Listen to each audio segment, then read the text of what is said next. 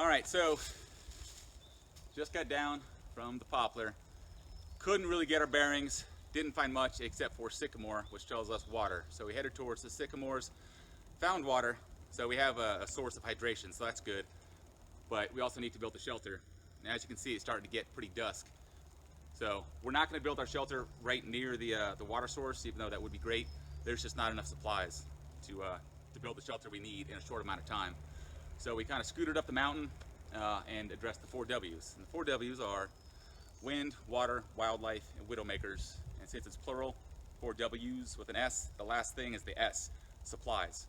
So real quick, the wind's coming from this direction, heading that way. So we're going to make sure, we're going to use this beam here as our rig. We're going to make a wall on the backside, especially putting most of our attention on the backside to block the wind, because it is pretty chilly. Not at the moment, but it will be. So you want to make sure you build your structure according to where the wind's coming from. Water. So we got water, wind, water. We're not on a creek. It doesn't look like a dried up creek bed. So the odds of it, if it does rain, doesn't appear as if water's going to run through our shelter. So that's pretty good. You don't want to build it where obviously water is going to gather, like in the dead bottom of a holler. Wildlife, we haven't seen any signs of bear or coyote or any predators. We're not on a game trail, so the odds of us, coming across, or a predator coming across us accidentally is pretty low. No signs of wildlife right here, so that's pretty good. Widowmakers. We want to look up, identify the trees around us. We got poplar, which might not be a good thing, but Dave's going to cover that in more detail. Pine. We got some pine kind of out in the area around us, but not in this immediate area. So the odds of a pine breaking the way it does and falling on us is really not a risk. And the last thing is supplies. Supplies. This is already naturally here. Didn't have to do anything. It's holding both of us just fine. Yep. So we know that's strong. There's plenty of dead wood all around here, so we can save energy and time and hydration by not having to walk 300 yards in all different directions to gather materials. It's all around us. Let me show you what that looks like real quick. A lot of deadfall all around us, so we have more than enough material within 50 yards to build a structure. We just have to consider it's getting dark and we need to hurry up. So this is going to be kind of a hasty, simple shelter. It's not going to be a long-term, 3-day or apocalyptic. We can live in it and survive a storm. It's just to get us through the night so we can get some rest, make a good plan for the morning. And the hemlock behind us is another great thing, because that's a great source for firewood. And actually it does contain its own source of fat wood, fat lighter, lighter knot, all different types of names. And part of finding, widowmakers in the dark, you can also use your ability to hear. So I want to demonstrate, we're looking for a place to bed down. Can't really see too well. I can feel this, but I'm not really sure if either one's dead. So, way to confirm, you can knock on it, or choose a stick, which should come across a little better on camera. So this is a live tree. Dead.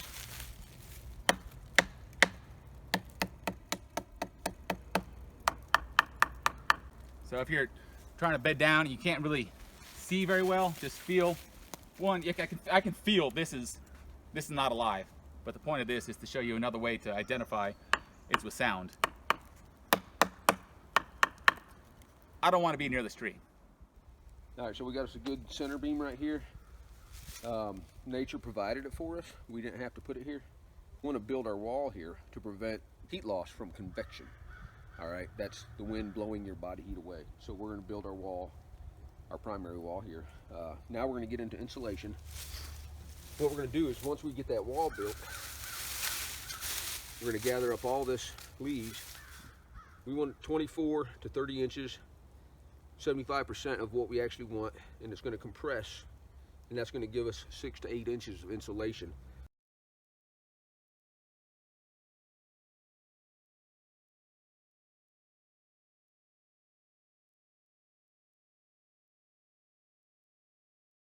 So we've covered heat loss from convection, and having this insulation, we cover heat loss by conduction, which is the ground sucking the heat out of you. before you start building your shelter, you need to consider the size. Okay, so I'm gonna get 2 of these branches, pretty long. You'll see what that's for in a second. I'm gonna go ahead and set this down. So this is gonna be basically the peak of my roof. If you imagine a house, you have your shingles that go up to the peak. This is your peak. All the rain wants to go downhill like on a house.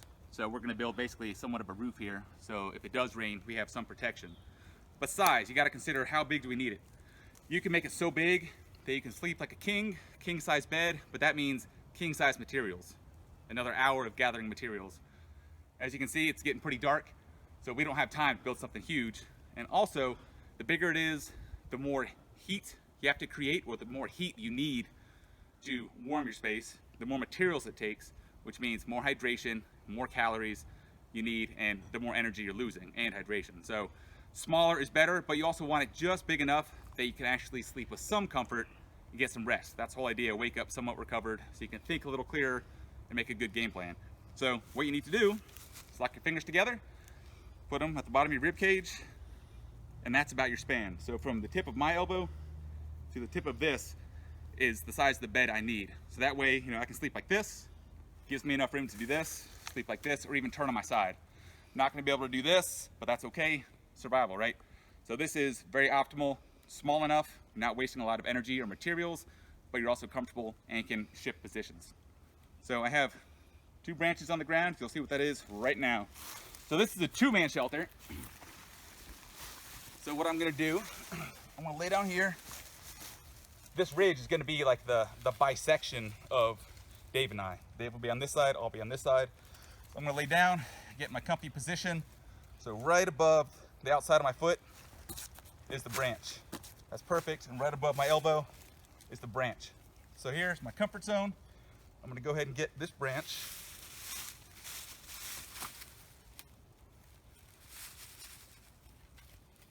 Cool, there's my marker for this side. I'll come on over here, pretending I'm Dave.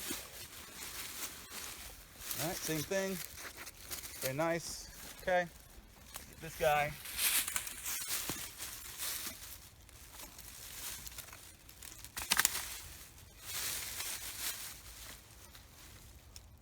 Cool. Now, the next step is going to be making our wall/roof. So this is going to be on the outside of my marker. The reason is, right now I have room. If I bring it here, all of a sudden it's in the way of my body, and I've just lost inches of space. So I'm going to go ahead and rest it right here, drive it in, bada bing, bada boom. There's the start of our structure. Since the wind's coming from that direction, blowing this way, we're going to focus on this wall first. If we have time, we'll build, the second wall. But with our body heat and the amount of insulation we plan on having, we should be all right, especially because the wind's going to be, we'll be protected from the wind.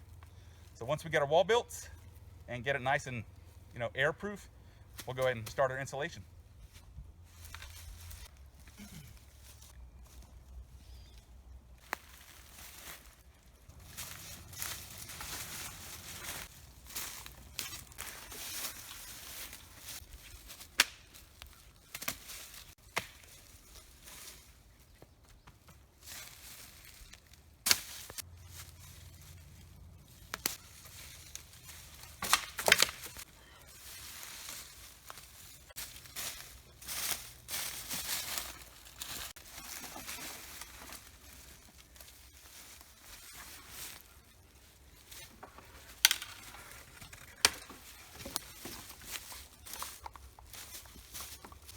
So another option, Dave's kind of using his leverage.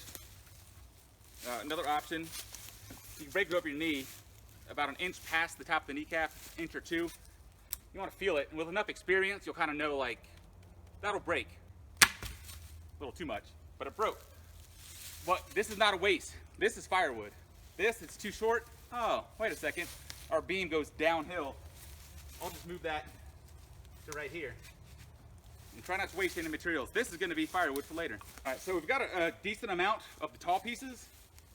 So I could go ahead and, use this and break off this, 18 inches, but I'd be kind of wasting this. It would just be firewood.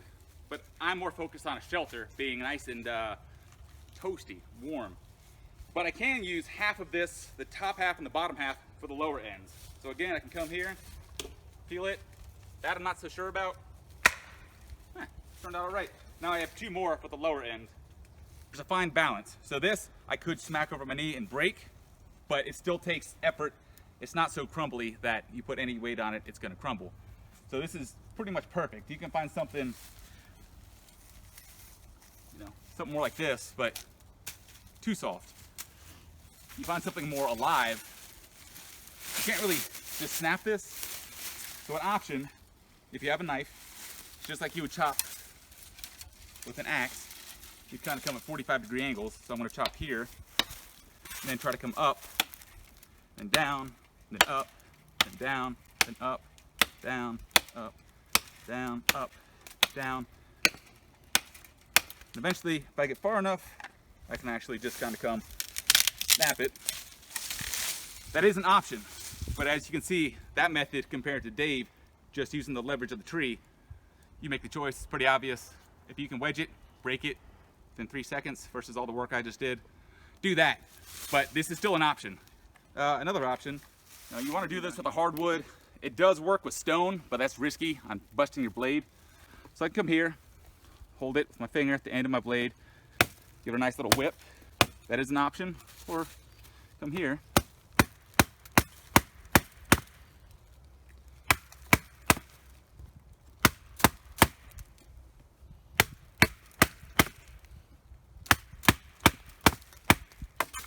and that will be more than enough to do the job. Another option for you.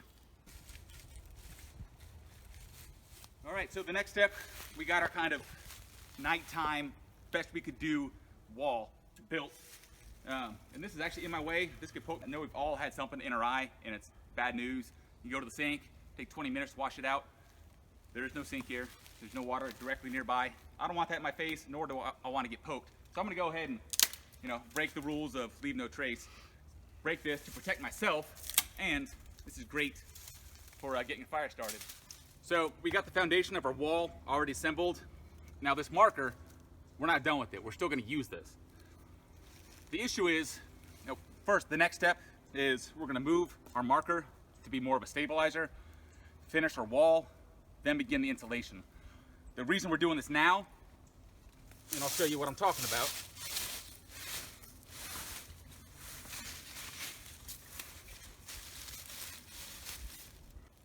We're putting this here, one, so when we do get to the insulation phase, we're pushing leaves. We're trying to pack this pretty tight. As we're pushing them, eventually we're gonna end up pushing on the base of some of these sticks. Although they are dug in pretty well, maybe something slips up. What we don't want, taking this away, as we're pushing this, pushing the leaves in, that starts happening. We don't want that. It's just more energy, more frustration, especially in our condition. It's easy to lose your patience. So we're gonna put a little bit of a blockade, just a little bit of resistance, so when we are pushing, there's something to resist this, the post coming out. We also want to do it now because the next step is building all our leaves, basically finishing our wall by piling branches and leaves on here. We don't want to do that and then come back and try to dig under it and put this stopper in here. So move our stopper, finish the wall, build with insulation. That's a pretty decent shelter, done pretty quickly. And if we have time, again, we're gonna build at least some of the other wall. Okay. So again, time and energy, don't have much sunlight. We gotta consider all those factors. So this hemlock, another good reason that we chose this spot, resources. So without, really much effort at all, I have hemlock here. I can just break these, start doing a crisscross pattern. Really, if this were long-term and we had time, we would weave this, but that's not the scenario.